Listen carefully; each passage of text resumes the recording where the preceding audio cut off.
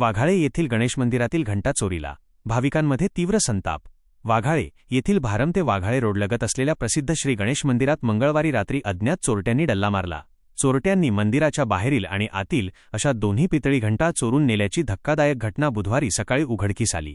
या घटनेमुळे संपूर्ण वाघाळे गाव आणि परिसरात एकच खळबळ उडाली असून भाविकांमधून तीव्र संताप व्यक्त होत आहे। बुधवारी सकाळी नेहमीप्रमाणे काही भाविक मंदिरात दर्शनासाठी गेले असता त्यांना मंदिरातील घंटा गायब असल्याचे दिसून आले। त्यांनी तात्काळ ही माहिती ग्रामस्थांना दिली। मंदिरातील घंटा चोरीला गेल्याची बातमी वाऱ्यासारखी पसरताच गावकऱ्यांनी आणि परिसरातील भाविकांनी मंदिराकडे धाव घेतली। ग्रामस्थांमध्ये संतापाचे वातावरण।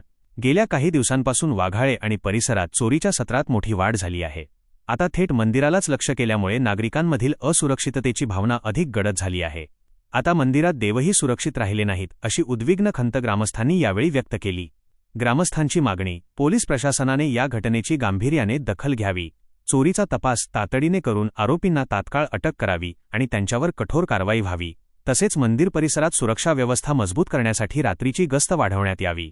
या घटनेमुळे परिसरातील धार्मिक स्थळांच्या सुरक्षेचा प्रश्न पुन्हा एकदा ऐरणीवर आला असून पोलीस यावर काय पावले उचलतात याकडे सर्वांचे लक्ष लागले आहे।